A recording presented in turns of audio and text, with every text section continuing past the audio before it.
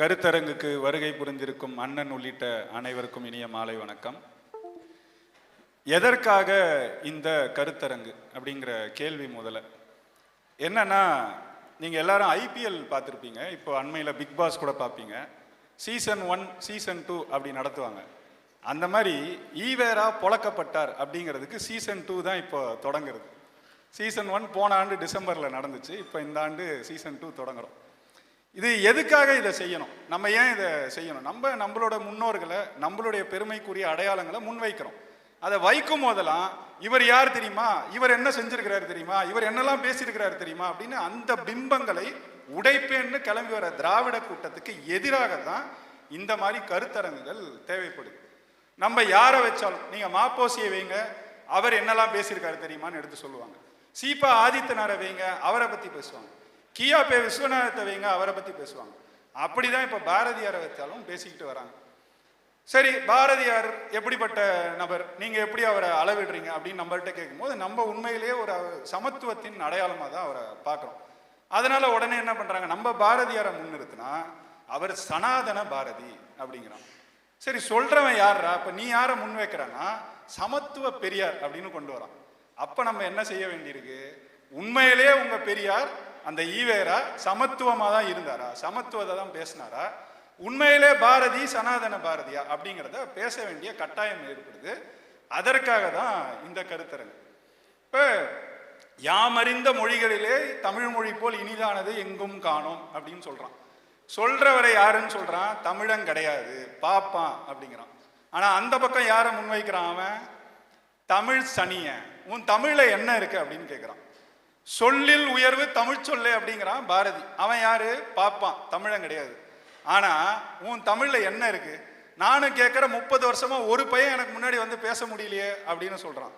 40 வருஷமா முன்னாடி வந்து பேச முடியலையே அப்படிங்கிறான். அப்ப இப்படி பேசின ஒரு நபரை செந்தமிழ் நாடென்னும் போதினிலே இன்ப தேன் வந்து பாயுது காதினிலே அப்படின்னா அவன் பாப்பான், தமிழன் கிடையாது. ஆனா அந்த பாட்டை எடுத்து செந்தமிழ் நாடென்னும் போதினில வெங்காயம் பாயுது காதினிலேன்னு பாடினா அவன் தமிழனுக்கு தந்தை. அப்ப இப்படி பேசினா உண்மையிலே எது அடையாளம், எது பிம்பம்னு நம்ம பேசி காட்ட வேண்டிய கட்டாயம் ஏற்படுது. அந்த கட்டாயத்தின் பேர்ல தான் நம்ம கொண்டு வரோம். இப்ப நம்ம கொண்டு வரும்போது இது ஏதோ நம்ம தான் முத பேசின கருத்து மாதிரி நம்ம கிட்ட மல்லு கட்டிட்டு வராங்க இந்த திராவிட கூடாரம். சரி, அப்படி உண்மையிலே நம்ம தான் பேசுறோமா? நானும் எடுத்து பார்த்தா அவங்க கட்சியிலேயே முத ஈவேராவே பார்த்தீங்கன்னா 1925 அவர் நடத்தின குடியரசு ஏட்டில் பாரதியாரோட பாட்டை போட்டிருக்கிறார். முதல் பக்கத்துல போட்டிருக்கிறார், அவருடைய குடியரசுல போட்டிருக்கிறார். சரி, உங்க ஈவேரா, அவருக்கு அடுத்து யாரு? அண்ணா, உங்க பேரறிஞர் அண்ணா. சரி, அவரு ஏதாவது சொல்லியிருக்காரா பார்ப்போம்னு நானும் புத்தகங்கள்லாம் தேடி பார்க்கும்போது அவருடைய உரைகளை தொகுத்துருக்கிறாங்க. இதுல பீப்புள்ஸ் போயட் பாரதின்னு எழுதியிருக்கிறாருங்க. பீப்புள்ஸ், மக்கள் கவிஞன் பாரதி. எப்போ அதுல என்ன தெரியுமா சொல்றாரு?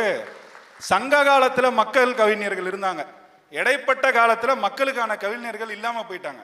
நம்ம காலத்துல தமிழுக்கு புத்துயிர் கொடுத்து மக்களுக்கான கவிதைகளை உருவாக்கியவர் பாரதி அப்படின்னு உங்கள் அண்ணா சொல்றாரு. அவர் RSS கைக்கூலியா? சரி, அடுத்து கருணாநிதி, முண்டாசு கவிஞன் நெஞ்சுக்கு நீதியில 10 தடவை எழுதியிருக்கிறார். அவர் RSS கைக்கூலி தானே, அதுல எந்த சந்தேகம் நமக்கு கிடையாது. சரி, அவருக்கு அடுத்து உங்களோட கொள்கை குன்றுகளை நீங்க பாக்குற அன்பழகன், நீண்ட காலம் திமுக பொதுச் செயலாளராக இருந்தார். அவர் எழுதின ஒரு நூல் இது, தமிழ்கடல் அலை ஓசை பரவும் தமிழ் மாட்சி.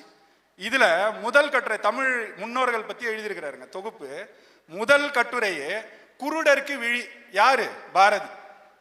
குருடருக்கு, எந்த திராவிட குருடர்களுக்கு விழிதான் பாரதின்னு எழுதியிருக்காரு. இப்ப ஒவ்வொருத்தரா இன்னும் நான் தேடுறேன், நாவலர் நெடுஞ்செழியன், உங்கள் மதியழகன், இன்னும் எல்லாரும் எழுதியிருக்கிறாங்க. அப்ப அவங்கெல்லாம் பேசும்போது உங்களுக்கு அவங்கெல்லாம் RSS கைக்கூலியா? இல்ல ஜனசங்கத்தோட கூட்டணி வச்ச உங்க திமுக RSS கைக்கூலி கிடையாது. பாரதியை நாங்க போட்டுனா அது RSS மேடையா இருந்தானே, எந்த மேடையா இருந்தானே பாரதியை தானே போட்டணும். அதுக்கு உடனே RSS கைக்கூலி அப்படின்னா சரி அடிச்சு காமிச்சிரும்.